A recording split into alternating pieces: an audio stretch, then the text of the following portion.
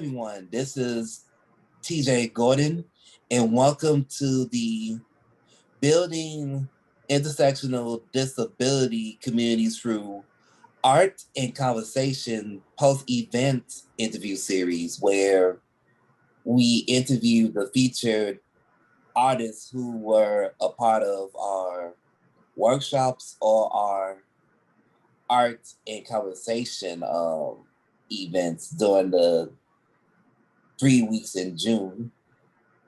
And it's not going to be a formal interview. It's going to be just great conversation between artists and activists like ourselves. And today we have UIC's own and also a great friend and colleague of mine, Washieka Torres, which for those who missed it, she was a part of the Art and Conversation series in the third week, where we talked more about celebrating intersectional identities and freedom as well.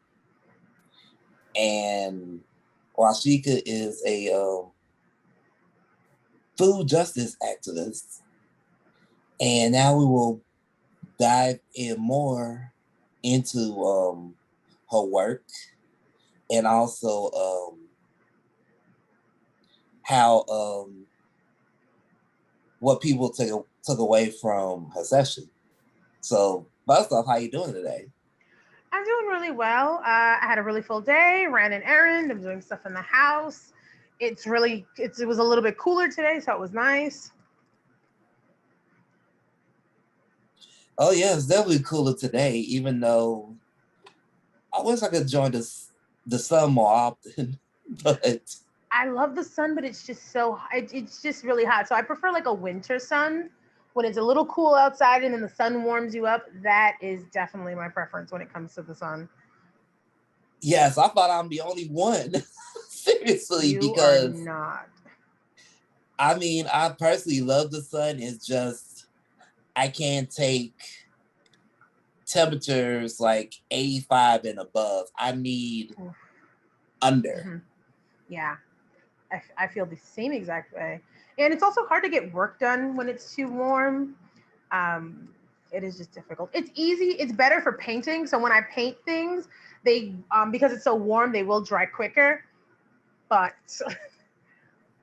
when it's too hot, I can't. Absolutely. Absolutely. So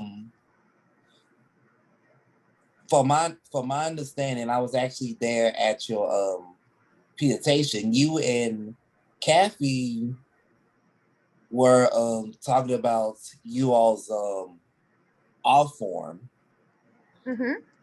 and in your particular case, you're a foodie. Yes. Not just a foodie, but in particular, you all about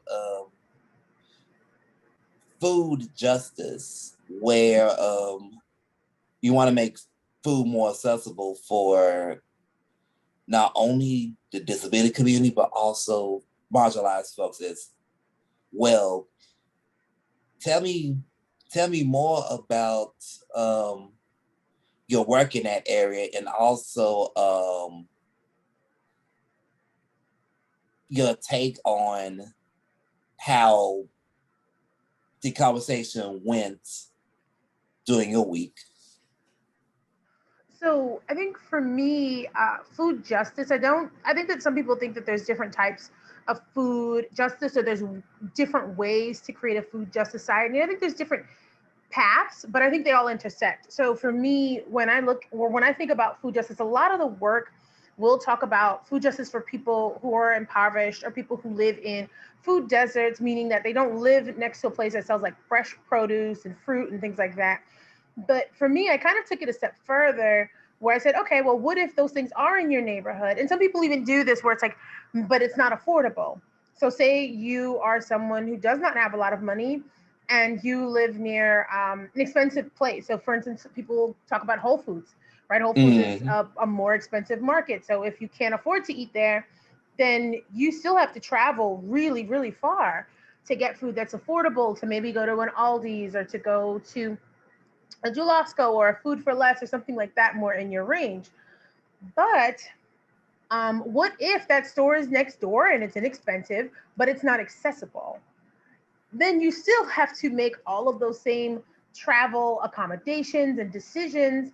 And so for me, it's not just saying, oh, this is its own thing where we're looking at disability and food access, but it's a continuum. It's part of a larger movement that also needs to be looked at when you're looking at the affordability of food, the location of places. You should also be looking at the way a space is designed. So, for instance, a lot of supermarkets are designed to sell you more things. So, for someone who does not have the budget for more things, that's kind of daunting. But it's also designed with, fully able-bodied people in mind. So, someone who is not fully able-bodied will have a difficult time navigating different parts of the store. Maybe it's too bright, or the temperature is off, or there's no assistance when someone needs it, or something is too high or too low. So for me, I just look at those conversations and I, put a disability lens to them and, say, okay, well, you've asked these questions. Let's keep asking them. Let's keep going. And so for me, making food accessible is not just about making food affordable. That's part of it. It's not just about having choices. That's part of it. But it's also about Mm-hmm. having those choices be accessible to people in all ways, not just monetarily.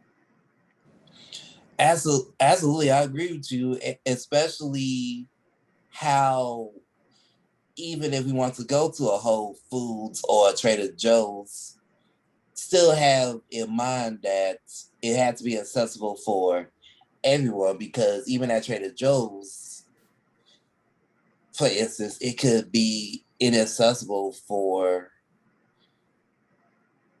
disabled folks or even neurodivergent folks, especially non-pandemic. Before the pandemic, it was difficult to shop at those places. What if it's too loud? What if Mm-hmm.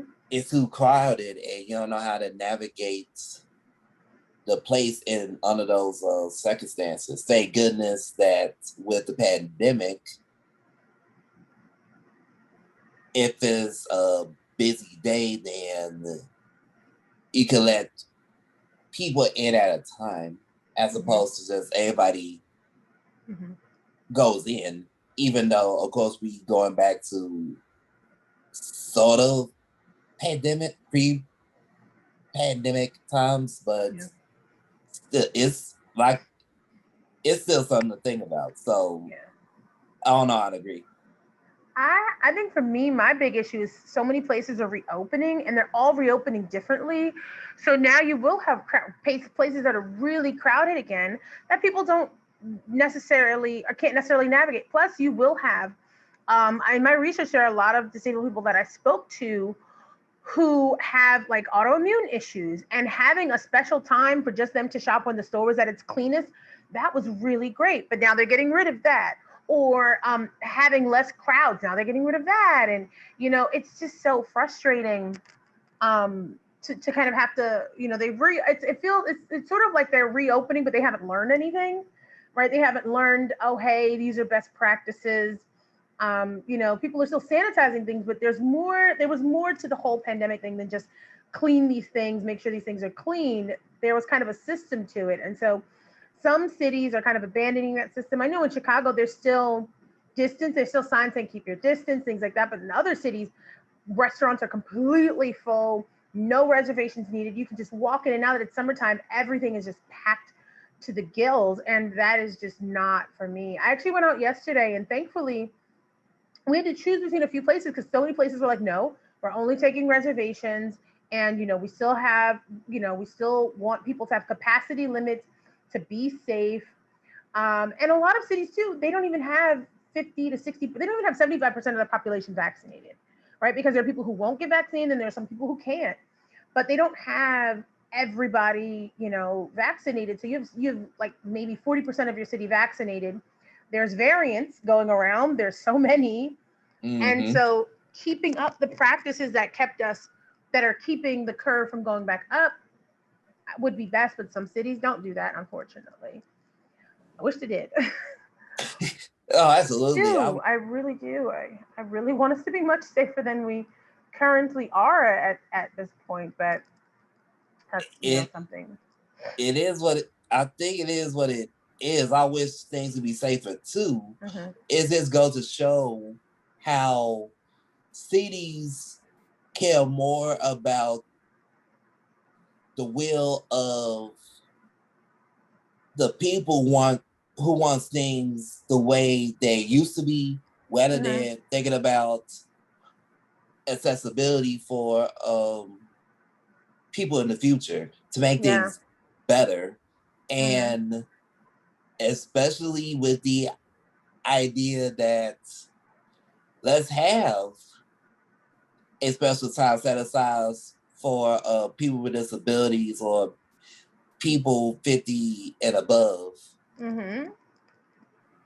That was a great concept now Yeah. because I thought it was like you great. said, yeah, like you said, it's not just because it's at its cleanest, but also at its quietest, Hmm. and you can actually have more time to shop Yeah. peacefully. Yeah, and you can get more help because all the workers are still there. Like the people are still there to help you. There's just less people in the store now, so now you can get better assistance. And that's another thing. Now that there are more shoppers to staff ratio, you may not get the help you need. Sometimes because I'll go to Trader Joe's frequently.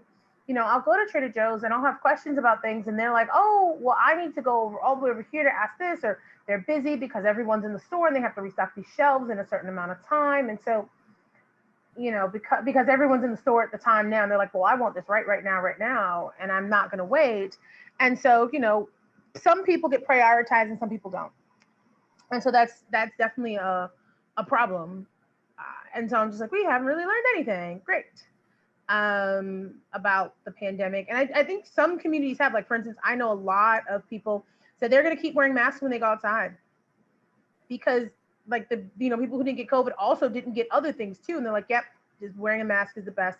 I actually just bought a new type of mask that will allow people to see my mouth. So if I am teaching people who are deaf or hard of hearing, or people who just also need to see what I'm saying and to Mm-hmm. hear what I'm saying, because some people are both audio and visual. Like, I watch videos with subtitles, right? Because it just helps to be able to see and to hear at the same time what's going on.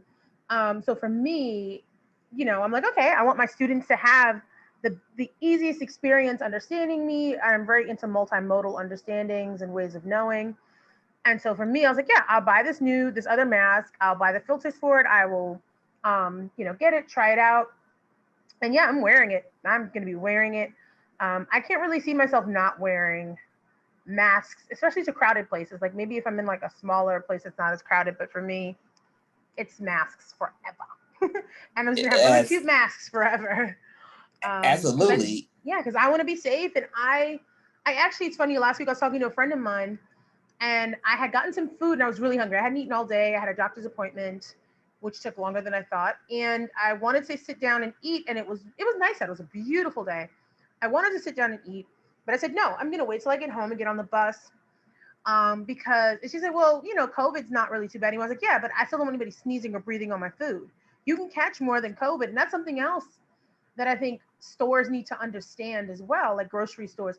It's not just COVID that can make your customers, especially those who are immunocompromised, sick. It is also the flu. It is also the cold. It is also, other things. So being safe isn't just about one virus. It's about multiple viruses, bacteria, things like that. So for me, I think about that. Like when I go grocery shopping, I still sanitize. I still look at how safe some people are and some people aren't. Most businesses still have people wearing masks, which I think is really good. It causes less tension for those who do want to wear masks. So yeah, I've been kind of thinking about that as Chicago and other cities to reopen. Absolutely. And with the mask, as much as people don't like it, I personally not a fan of wearing my mask for a long time. I'm glad that's best practice now in certain places, especially public transportation and even stores, because not only it protects others and yourself from getting auto autoimmune immune compromised folks from getting sick and keeping them safe, but also it just helps people, period. Yeah. I think so. And I think there's other places and other kind of cultures where they will have masks. Like if they're sick or if they're going somewhere where it's crowded, they'll wear masks.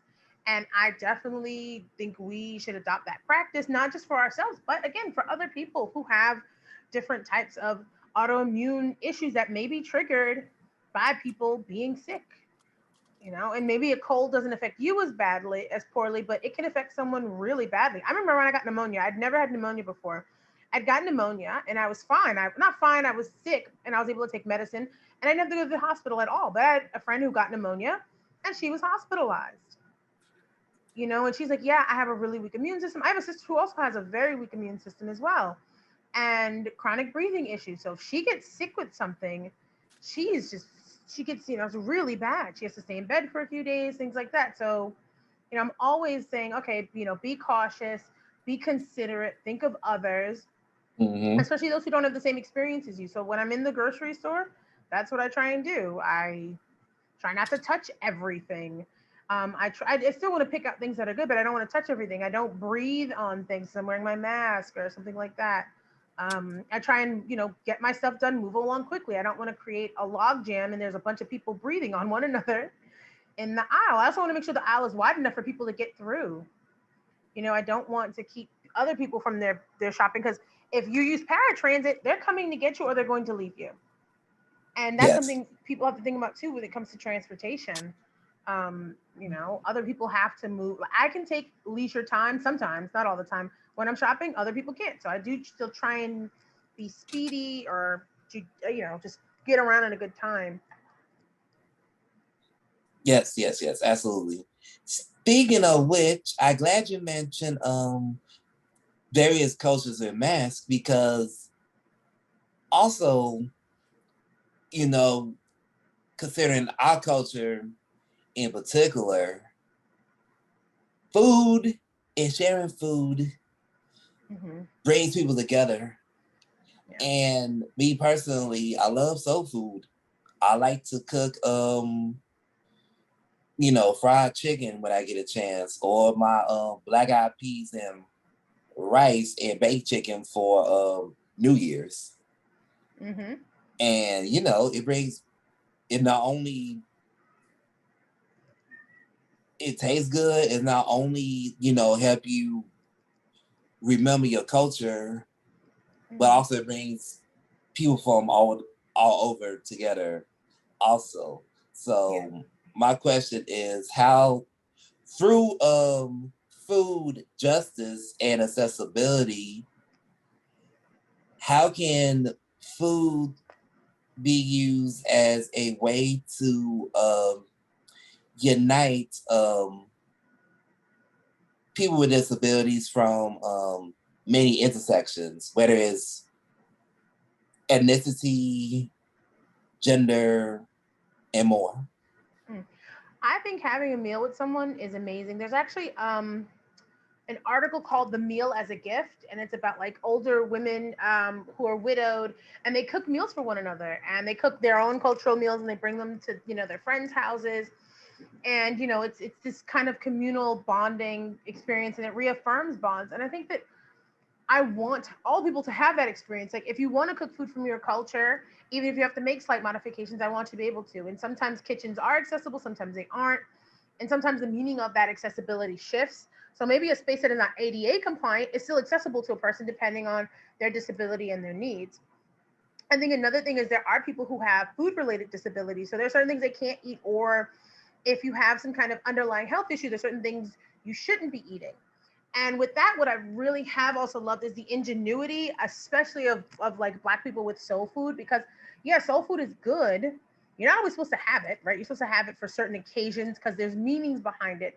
And so, with people who, for instance, black vegans who make soul food, what they've done is really say, okay, well, let's keep the meaning behind it, let's keep the flavors, but let's change the ingredients so that there's something that's better than eating what you're, better than just eating, these ingredients that aren't that great. So, for instance, my family, we don't eat pork, right? And so Mine my too.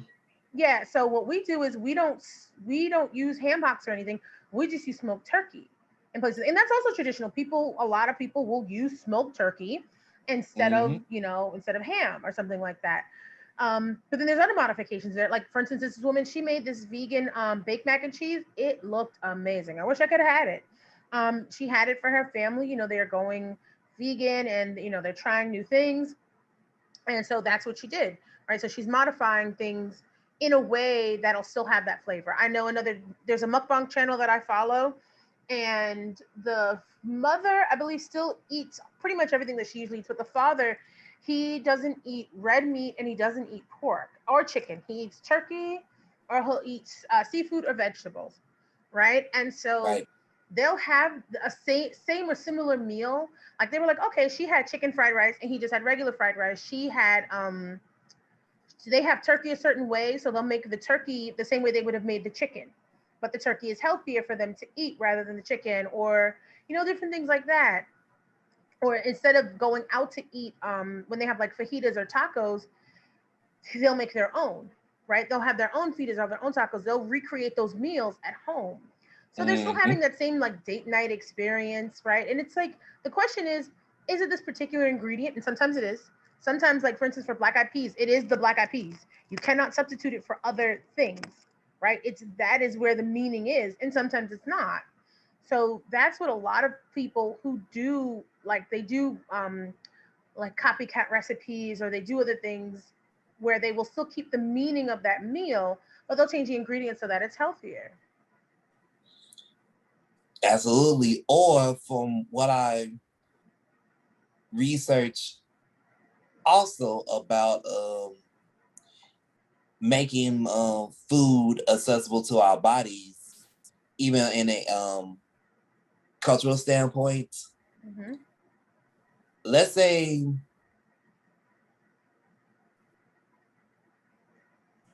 if you're allergic to fish.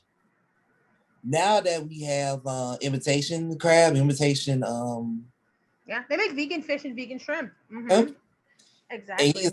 you can still enjoy that as well. Exactly. Or, Yeah. and I notice now that I love mac and cheese. Okay, I'll still eat it for Thanksgiving, but over the years I'm lactose intolerant, so I can't Yeah. eat like certain cheeses anymore. So I think it's a great idea to have the vegan cheese option, or just be cautious what type of cheeses you can have. Exactly. Or the amount, exactly that, and the amount. So yeah, my mother, she's lactose intolerant and she can't have ice cream that often, but she'll have a little bit when she's at home every once in a while, right? Or there are people who have celiac and they're looking for pastas. There's a lot of pasta alternatives now out there. So many pasta alternatives that don't include wheat or grains or anything like that. People who can't have soy, people who can't have corn, people who can't, now that there are so many more alternatives, and because sometimes when the alternatives, they don't taste as good. They don't. I do not like things that don't. If it's supposed to be like this, it has to be like this. So for me, I don't eat like cauliflower rice. I just like cauliflower. Just I like cauliflower for what it is. I don't want it to be anything else. Same with tofu. I like tofu for what it is. I don't need it to pretend to be anything else. Veggie burgers, I like veggie burgers. They don't have to have taste like meat. If I wanted it, I would. But some people want it to taste like meat. But for me, I'm mostly looking at, okay, well, if I can't eat something, if I can't eat all of this, I can just eat some of this. This is a treat. This is, so there's still a meaning to it. It's still important to me. It's still a cultural food that I take in or I eat, but not as much. Absolutely.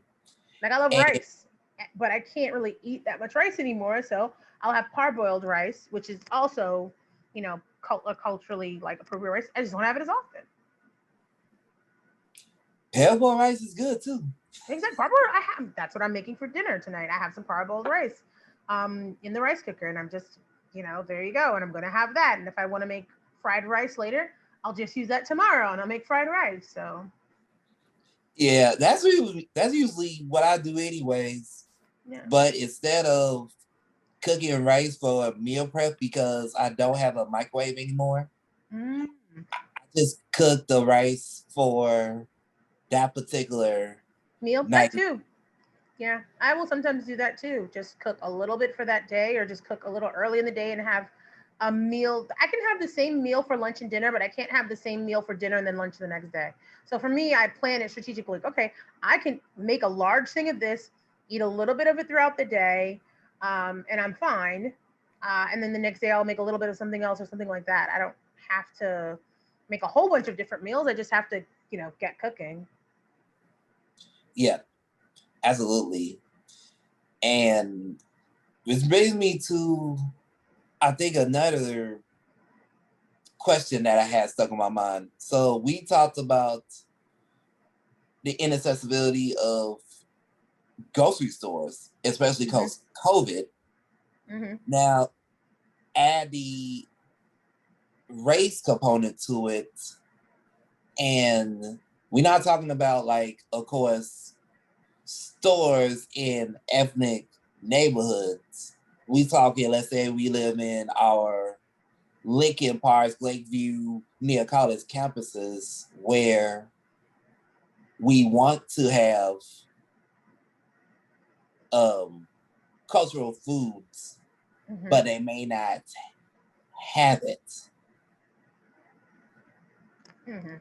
Can you, would you like to address more about how it could, the lack of having certain ethnic foods in more affluent areas could affect disabled people of color, especially if they prefer having food that they used to eat to eating like fast food or whatnot. Yeah. I think it can be really alienating because I am like I'm someone who used to live near a lot of like Spanish restaurants, a lot of like Dominican or Puerto Rican restaurants in New York City, and then I moved to Ohio. There was one Spanish restaurant, it was a Mexican restaurant, and I didn't really eat a lot of like authentic or inauthentic Mexican food growing up. So for me, it was really hard. You would crave the things from home, not just the food, but the memories. Like there's memories associated with what you eat. So I miss eating with my family and friends. I miss eating the food that made me feel good. I miss being able to eat something that was relatively healthy. It wasn't like deep fried or anything like that. It was like stuff that was cooked slow and stewed all day. And you got a lot of vegetables and, it was really filling. It wasn't expensive. I missed all of that. So it felt really alienating having that experience. So I was thankful enough to be able to learn how to cook those things. And my family could send me some ingredients that I couldn't get, or when I went back and forth to, to travel home, I could get it. But for instance, say you are someone who is, you're an African American person who's disabled and you're used to having barbecue a certain way. You eat a Mm-hmm. certain style of barbecue. You don't make it yourself because you can't or you don't. You just want this style of barbecue. You move to a neighborhood that doesn't have it, and best case scenario is they don't have it. Worst case scenario is that they have it and they've gentrified it and it's disgusting.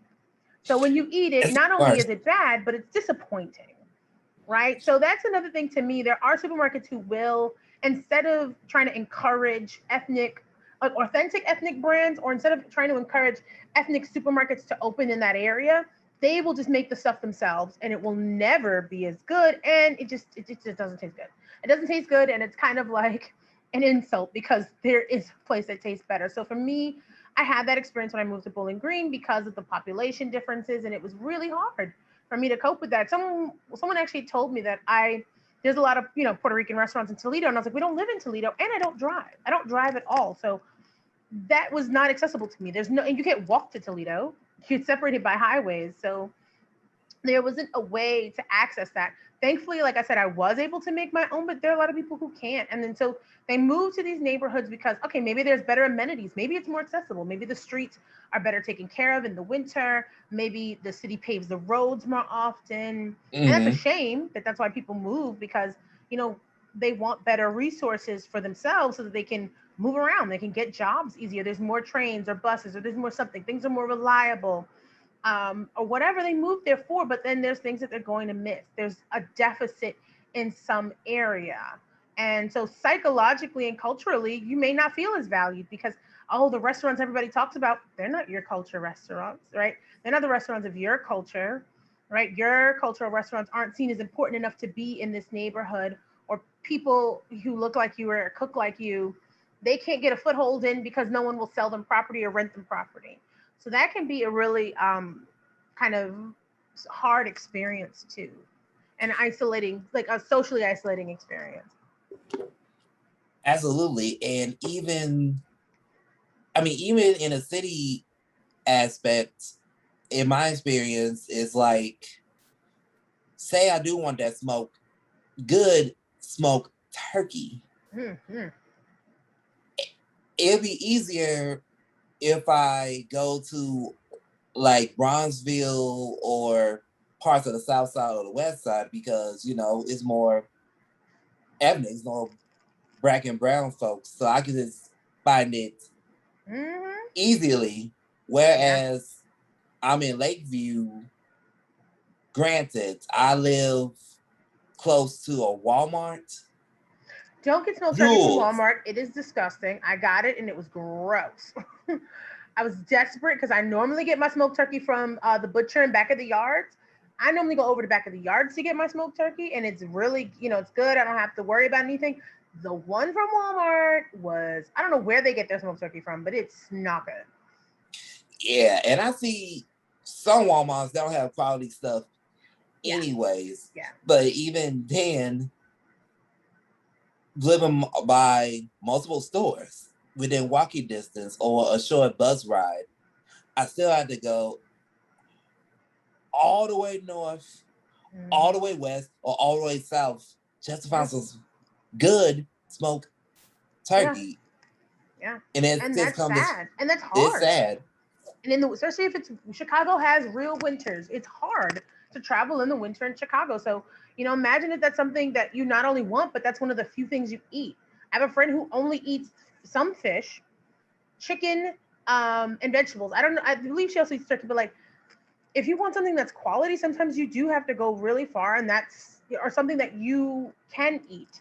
There are certain foods that don't, some people can only eat certain foods, and they know that a particular store makes it a certain way. Like if I can only eat something that get food from a restaurant that doesn't use nuts or doesn't process with any kind of nuts, I know I can go to XYZ restaurant. But I know that all these other facilities around me, all these other restaurants don't have that, or all these other supermarkets don't have that. So I'm putting my health at risk, hoping that I could eat something or get something to eat, and or I'll have to travel an hour and take 2 or 3 buses one way to get the food I need. And yeah, that's also not fair, and it makes it inaccessible. Mm-hmm. And some people wouldn't consider that because it's about, like, for some people it's about literal distance. People are shifting their mindsets to realize that it's not just literal distance, but it's a financial thing.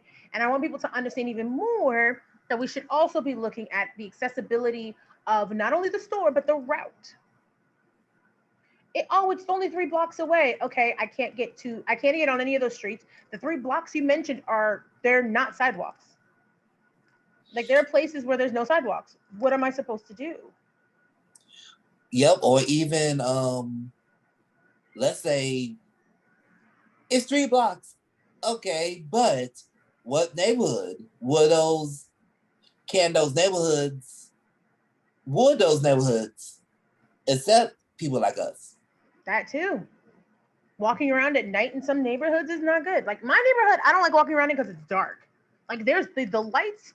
I don't know what's up with the city and these street lights. There are so few street lights on the way from the buses that I normally would take to get home. On the way to my house, there's very little light.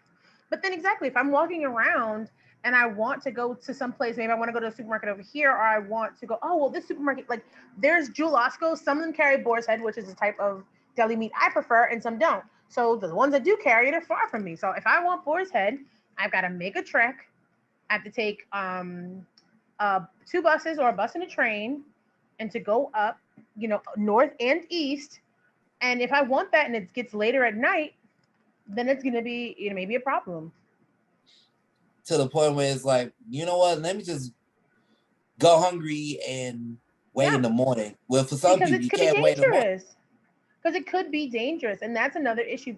The fact that getting food, making a simple grocery run to get the things you want or need, can be dangerous in so many different ways.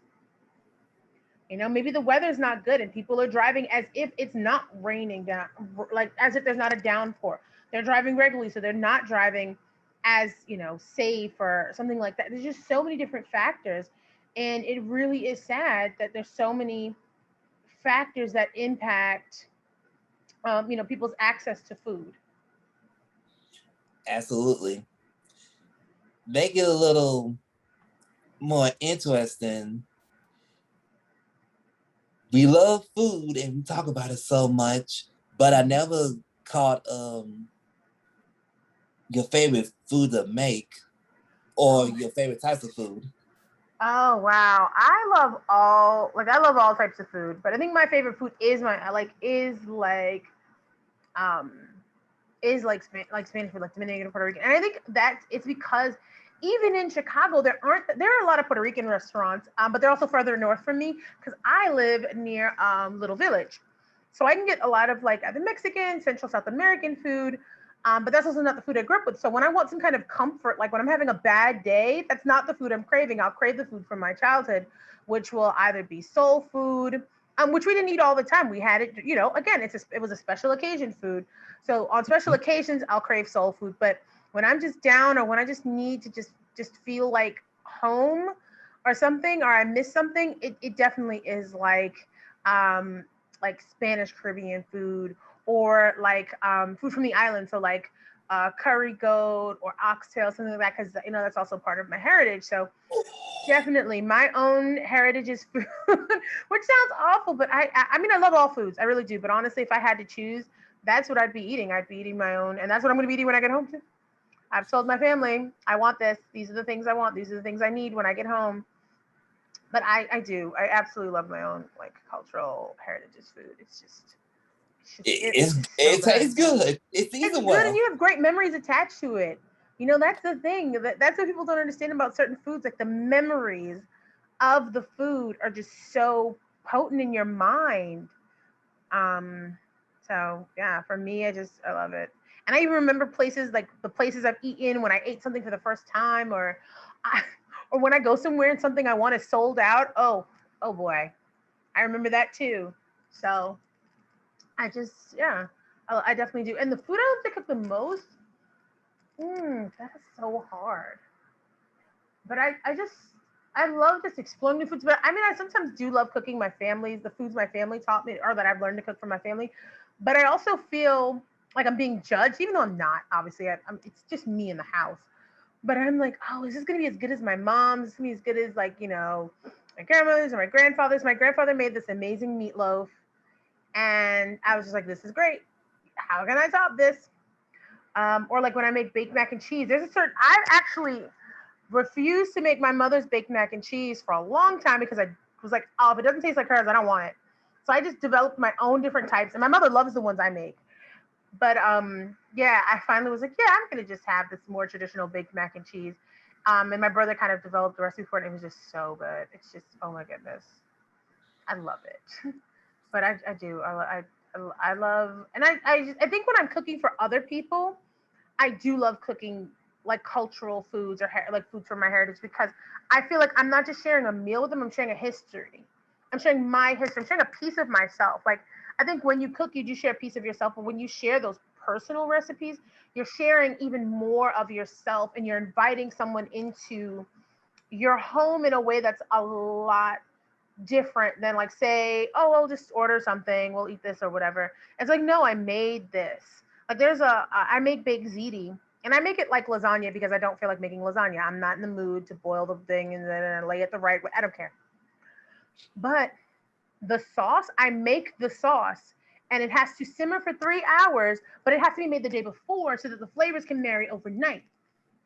So it has to be Mm-hmm. made a certain way, and the ground beef has to be made a certain way, and then they're laid a certain way, and then there's certain herbs and certain, so all of that, and then I boil the noodles, and then I layer it, and I mix it, and I really think about I think about the first time I made it actually, and it's just so meat and cheese heavy, and it's just this dense, beautiful meal, and it has a Mm. lot of things in it, and it's just so good. And I remember the first time I made it, I actually made my own ricotta. And a friend of mine was like, "Oh my god, this is really great." And then I haven't done it since that, made my own ricotta since then because I haven't had time. But just that memory of, yeah, I made the cheese that went into this ziti. Or I'll make something. Actually, when my mother was visiting, I was making bake. It was a chicken Alfredo bake. It was like a chicken Alfredo rotini bake, and I made the Alfredo sauce. And it's an Alfredo sauce recipe that I've kind of, I've got it down pretty down packed. It's amazing. I know it's great, but she had never had it before because I developed it when I was in Bowling Green. I've never made it when I was home, but she'd never had it. And I was like, you have to taste this. The first time my sister tasted it, she absolutely fell in love. And I was like, Mom, you have to taste this. So she tasted, I was like, but, right? Because this is for the family. So I literally gave her one piece of chicken, one piece of pasta, and I put a drizzle, like a spoonful of sauce on top. And she loved it. She wanted more, but I was like, you can't, sorry, right? It's not for us. But it was really amazing to see her face light up and go, oh my God, this is so good. It was really amazing. I was like, that's a memory I'm never gonna forget. Yeah, kind of like, yeah, food is definitely memorable. I remember, granted, it's not a traditional food, Mm-hmm. but my first housewarming that I ever held, because I finally had my own apartment in 2019, Mm-hmm. and I decided, let's throw a housewarming / Super Bowl party. Ooh, that must have been great. It was fantastic. So I decided I normally would cook, but I knew it was gonna be quite a few days. So let's just have pizza rolls, finger food, Mm-hmm. and that's it. But then one of my friends, who is a mother of a autistic adult, decided, let's make some spaghetti. And can you get the ingredients for the spaghetti and also salad and bread as well? I'm Mm-hmm. like, sure, I guess. I wasn't planning on making the spaghetti like how she cooked it, but fine. Yeah. But it ended up being amazing because my method of cooking spaghetti, I cook the noodles first, Mm-hmm. then I'll pour the sauce and combine it together. And Mm-hmm. I'll maybe put a little Parmesan meat at times, and that's your spaghetti. There you What go. she Yeah. did, what she did, she cooked the sauce and the sauce and the noodles separately. Oh yeah. Because my family, what we do is So it's funny for me. I think my family, like, we ground the meat and then we drain it and then, we season it whatever. And then we have the onions, the sauce, all that stuff. But because I use a different grade of meat, like I don't use like 80/20, I use like 95 or something percent lean sometimes, or 90% lean. I'm like, oh, I'm gonna season it while it's raw, and then do this, and I won't have to drain it, and then I can cook the sauce and let that simmer for the 3 hours, and then, because then the meat, not only is the meat, like the meat kind of just melds in a certain way. It gives it a different texture when you cook it for super long and really low Mm. and slow, and and I make my own sauce as opposed to using a sauce. And so I mean, it's still delicious, obviously. But yeah, and then my family, we usually keep our sauce and stuff separate just in case, like, someone doesn't want as much sauce, or, They want to add something to the sauce. So sometimes I'll add more garlic to mine. I want a little more garlic in mine. So I'll have some chopped like minced garlic or garlic paste, and then I'll mix it with the hot sauce and my noodles. But my mom wants a little sugar on hers because the tomatoes are acidic to her, are more acidic to her, so she'll use that. It's a lot. It's cool though. It is. And all the variations of the sauce just makes it for great spaghetti in this instance. Mm-hmm. It was actually great to just pour the sauce on top of the spaghetti. Wow. And add the food, the great times, liquor. Mm. That was like the best, one of the best food memories I ever had. And then as much as I like soul food, I also like I begin to be more of a Caribbean food Oh, Korean food's amazing. fanatic, especially jerk chicken. Yeah, they do a lot of jerk out here, but it's funny because for me, like I'm used to eating all different types of Caribbean food. They don't really have any. I mean, they may now, but when I first moved here, they did not have any Trinidadian restaurants out here. And there's certain Trinidadian foods I'm in love with. But the other thing that I have an issue with is some of the oxtails. Oh my goodness. There's only two places, and I've eaten a lot of oxtails out here, two places that I like oxtails from, and one is on in like South Shore, so there's no way they're delivering to me, and the other one is in Oak Park. Like Yeah, that's a trip. neither of them are close to me. It's like I need someone with a car, and I need to order a tray of this so that I can have it and freeze it. But yeah, it is nowhere near me, and I absolutely love oxtails. I can make my own, and I have thankfully. And I've actually learned how to make oxtails three different ways. So my sister doesn't really like Jamaican oxtails; she likes Dominican style oxtails. So it's more stewed. It's not as spicy. And I was like, okay, I'm gonna learn how to make this for you. And I did. She loved it, and I did too. It's amazing. And then there's like a southern style oxtail recipe I learned how to make, which is similar to like a neck bone recipe, except you use oxtails. And then Mm-hmm. there's like I've learned how to brown meat, like browning it in the oven as opposed on the stove top, so that the like when you marinate meat, because I marinate my meat overnight depending on how thick it is. So now I learned how to just brown it in the oven so it doesn't burn. So like the bottom of sometimes if you have garlic or something or onion on it, it might burn, but it won't like this. So I've been tinkering in the kitchen, and now, funny enough, even though my family never ate beef neck bones, I will have cravings for beef neck bones. Like I'll be like, I really want some beef neck bones. Are they on sale? I need to make this. I miss beef neck bones. That was my They're childhood. so good. And I think my family who still lives in the South eats them because that's a Southern thing. But in New York, you don't see them as much in the different supermarkets, right? Sometimes you'll have to go to a butcher for them. I don't have to go to a butcher for mine, thankfully, because for instance, Cermak Market, they have their own butchers on hand and they butcher that and they sell it for a good price, or other places will have a good sale on them. And I won't have to go all the way to back of the yards for my meat to be my butchered meat, but it is just phenomenal. I like my sister. I made that for my sister, and like I said, I made Southern style oxtails. I made Dominican and I made Jamaican style oxtails, and my sister absolutely loved the Dominican style one. That's the one she just prefers, and she loved the Southern ones, and she loved the neck bones. And my mother's like, you have because my mother, she cooks certain things, but my sister, she's definitely the pickiest eater of the family. Mm. But she'll try like anything I make, she'll try once, and I like that. That's another thing that food really does well. Like there were things that I think when I was younger, I was like, I'm not gonna try that, but now I'm like, maybe. There's very few things that I'll like, I'm not gonna try, or I'm not gonna try again. Like very few things, but I love just opening my palate to exploring new flavors, having certain unlocking certain tastes in foods. It's great. It's an art form.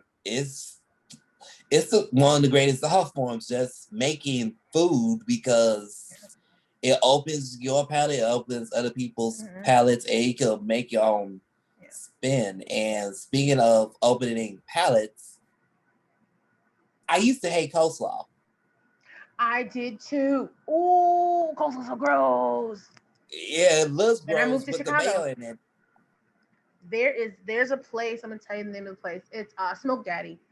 Their coleslaw. So My mother loves coleslaw, every coleslaw. She loves KFC's coleslaw. Okay. She was like, no, Washieka, you have to taste this coleslaw. And it did look a little different. It didn't have as much mayonnaise. It didn't have as much. I was like, okay, I'll try it. I've never had such delicious coleslaw in my life. It actually encouraged me to. There was another, like I was tasting the flavors in it that I really loved. And then I saw this woman, miso, making it. She has a coleslaw recipe online. It convinced Mhm. me to make that coleslaw recipe. And it was delicious. Sometimes it's That about where you eat it, the context, your mood. There's just so many different factors involved. Like my sister, for instance, now she does eat Jamaican oxtails. She's found a she's found a restaurant that makes the Jamaican oxtails the way she likes them, and she only eats Jamaican oxtails from that one restaurant. hmm That's it. But it's you would have never known. Like I mean, she didn't like barbecue chicken growing. She's just so many things she didn't eat, but now she's just like, I'll try it, and it's so good. But yeah, hmm I absolutely hated coleslaw, but now I absolutely love it. Yeah, in my case, I like it too, but there's a trick. So I learned this trick when I went to Permani Brothers at in Pittsburgh once when I was on a visit. Mm-hmm. And they're famous for making stuffed sandwiches, basically, where they pile meat, fries, Mm-hmm. and coleslaw on top of Italian bread, Mm-hmm. basically. But I asked, I would love to have coleslaw, but what's in coleslaw? That's true. No, we That's do not make coleslaw with mayo. It's actually vinegar It's based. just vinegar? Wow. Yeah, the coleslaw I like has a little bit of vinegar in it. A little bit, not a lot, a little bit of vinegar, and it has like I use like the little gherkin pickles. I actually use those. I don't use relish. I just use the pickles and like a little bit of the Mm-hmm. juice from the pickles. That is amazing. Yeah, I've actually had never. That's the one here was definitely heavier on the vinegar, very little mayonnaise, and that's what I like too. Like it is not heavy on the mayo. Or some people usually call it what is it? Oh, people know Duke's mayo, which has more vinegar in it, so it has like a Oh, vinegary, tangier taste. I've never had Duke's mayonnaise by itself, so I don't know what it tastes like by itself. One day, one day, I promise. Just not today. I'm more of a Hellman's person. It's tradition. That's just who I am. I don't like Miracle Whip at all. I never too have. tangy. Too tangy. It's just it has a weird taste to me. It's not even the tanginess. It's just like there's a weird overall taste. And it's funny. People think, oh, you can't tell the difference when it's in a sandwich. Actually, I can. There was a place in Bowling Green I used to eat at, and the owner, I guess he couldn't tell a difference. It didn't matter to him, so he would switch out. And I was like, okay. And I would be like, sometimes I'm like, why does this sandwich taste weird? And I would go, Miss, is this made with Miracle Whip or mayonnaise? She's like, oh, I'll go check. And usually, yeah, it was made with Miracle Whip. If it was just like this weird, just and I don't know what it is. There may be like a flavor in it that my taste buds are like really sensitive to, and that's why I don't like it. Like ginger, I can't have a lot of fresh ginger, and I love ginger candy. I love ginger tea. I love crystallized ginger, but fresh ginger, I can only have a little bit of it. Dry ginger too, I love. Or it just throw even if it's balanced. People think the dish is balanced. I will overwhelmingly taste only ginger, and I drink ginger Absolutely. tea all the time. So Absolutely. Absolutely. Wow. We can talk about food all day. forever. We can. Oh my God, it's 7 o'clock. I didn't even know what time it was, but we can definitely talk about food forever. It is, I mean, and there's so many different topics to go into. There's so many different things. Like, for instance, when I make my food, we asked everybody what are their allergies, right? What can't they eat? Also, what don't they like eating? So maybe you're not allergic to spicy food, but you don't like spicy food. So if I'm making Mm-hmm. something, I won't have it spicy. I made barbecued pulled chicken. I got a barbecue blend that was not spicy, and I used a barbecue sauce that had like a sweet undertone to it rather than a spicy one because I wanted to make sure everyone can enjoy the food. You can still have barbecue that doesn't have a bunch of like it can have spices but not be spicy. There's a difference. And so yeah, Absolutely. we definitely do that with people um, because I think some people don't respect all food related disabilities, but that's something you have to think about for people too. So that's another thing I've been making sure I'm aware of and what I do research on when I'm making a dish or changing a dish. Sometimes I have to change it. Just I made jambalaya, but it wasn't spicy, so I did use I did use different ingredients, and I was like, okay, well, how do I get this flavor out of this, but I don't want to use a bunch of spice? So I was able to use another blend on top Mm-hmm. of the less spicy blend I had, and we were able to kind of modify it so it wasn't as spicy, but you still the essential gumbo flavors. Like you had the gumbo, another gumbo, the jambalaya, so you had the filet and all those other things, which is not spicy. Gumbo filet is not spicy. But people use the filet and that and all this other stuff. So it was nice being able to kind of experiment. And is it the same as you get wherever you're going? No, not at all. But now someone can at least experience some of that taste, some of that flavor, some of that essence and experience with other people who are eating. Absolutely. I mean, you still gonna get gumbo. Yeah, gumbo, or you're still gonna get the jambalaya. It's just gonna be, and not everybody from certain states. Like I know somebody who's from Louisiana does not like spicy food. My mother's from the Caribbean, and the South does not like spicy food. Not everybody likes spicy food, Eh, even if it's part of their cultural heritage, and that's okay. There's nothing wrong with that. yeah, same Um, here with me. I mean, I'm a Chicagoan, but of course, for some of the Black Chicagoans that I know, their heritage is from the South. mm-hmm. So hence we got a lot of chicken shacks. Yeah. And not everybody is into hot sauce. I'm not a hot sauce person, but I could definitely respect a nice Mm-hmm. mild sauce with Yeah, a mild sauce is little bit of actually kick. really good. Mild sauce is really good. Not the same as mumbo. I don't know why people think it is. Not the same as mumbo sauce. I like certain types of hot sauce on my chicken. Like, and I actually got into chicken and honey when I was out here. I Mm, was like, my mother eats, she will eat chicken with honey on it, but she doesn't put hot sauce. I love crystals, hot sauce, and honey on my chicken. If I'm having fish, it's a different hot sauce. Like, I have different hot sauces for different things I eat. But I don't eat fried chicken enough to have had like a million different hot sauces. I think I maybe had a handful of different hot sauces with fried chicken. But I do have an air fryer, so I'll be air frying some chicken soon. And maybe I can have it like that. Because actually, oh, that was another thing. My family fries whiting, certain type of whiting fish. We don't eat the Pacific whiting, which is common out here in Chicago. So I actually had to buy the Atlantic whiting, have it shipped to me, and I actually made it in an air fryer, and it was delicious. But mm, it wasn't super oily. I didn't get sick afterwards from all the grease. That was another thing too. These kind of different cooking methods have really helped me connect to my heritage in ways that are better or different, but not, they don't make me feel like I'm losing something. absolutely.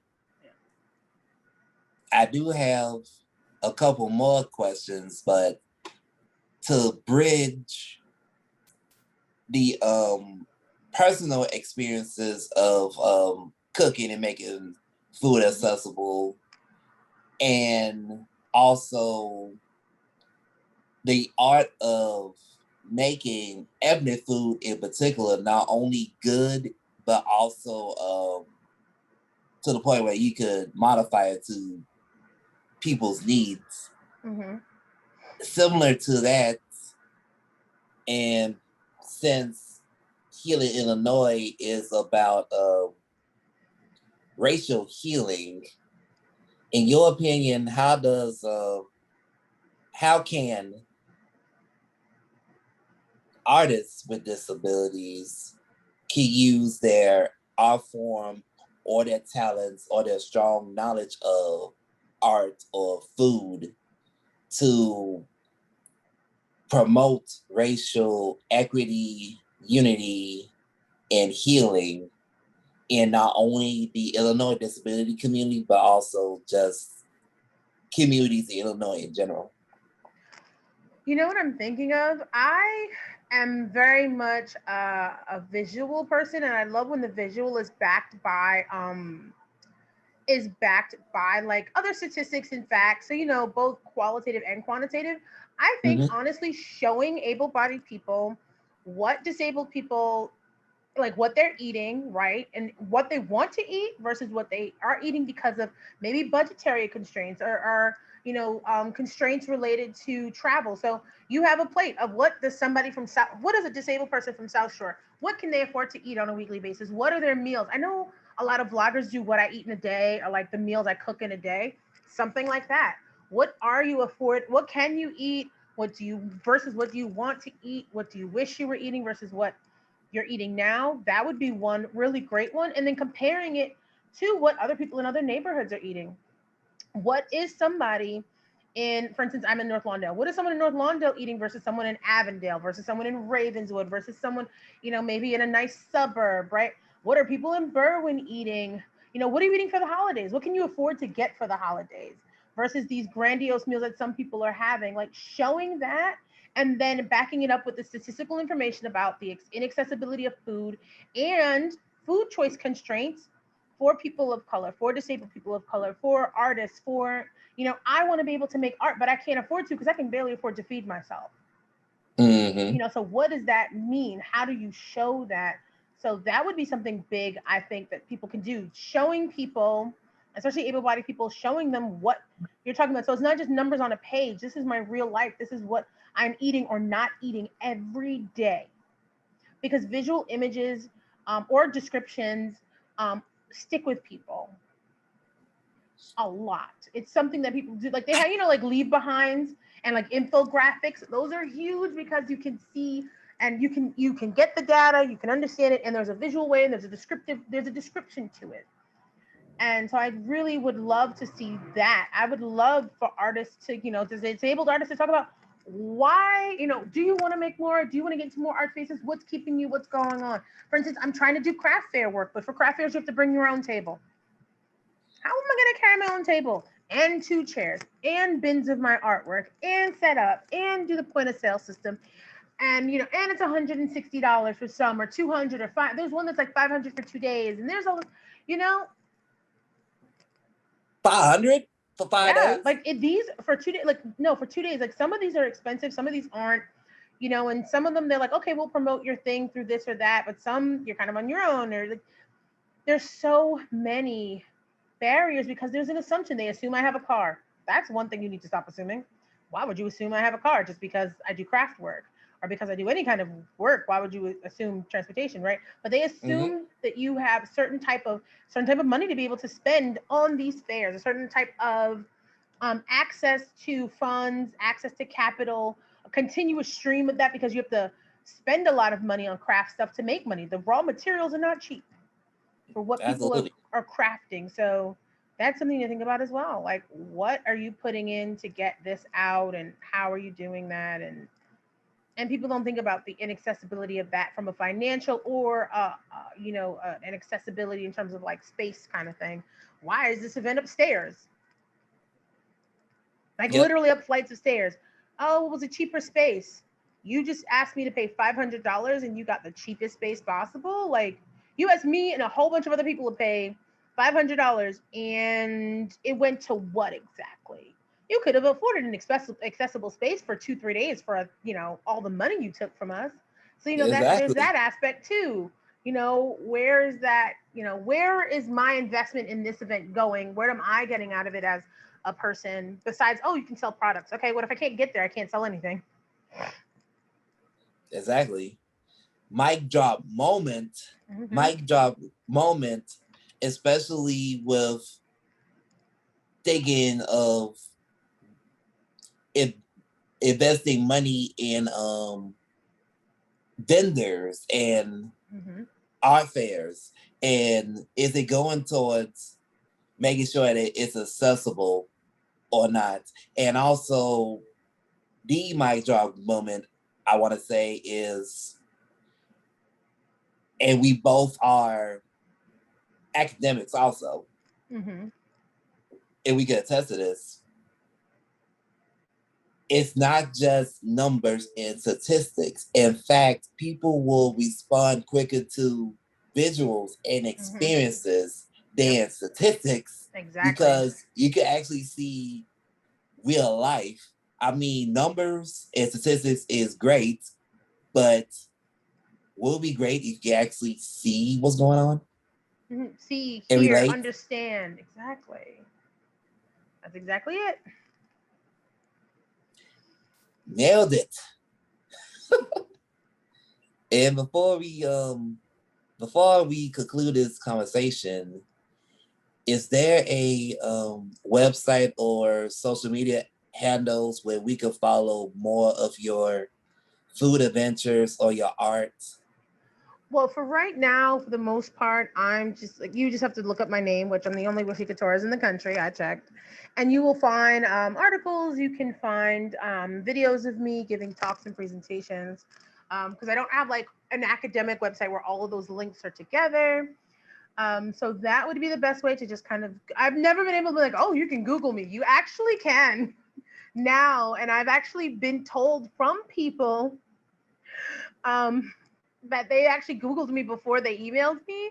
So before they reached out to me, they Googled me and they're like, "Oh my God, it's so cool!" And then I was like, "Oh, thanks." But yeah, people are actually Googling me now, and so it's actually been a strange experience from a few years ago when I did smaller things, and now people can look me up, and I'm like, "Oh, do I want that?" But it has been great. I mean, my whole thing is getting the information out there. So even though I don't have my own website, the information is out there for people, and I'm really glad that people are getting it, they're understanding it, it's working out.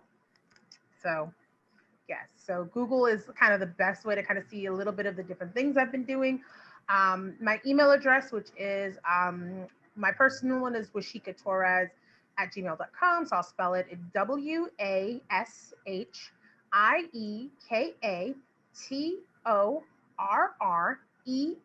at gmail.com. There's no dots or dashes, spaces, or underscores. It's just that.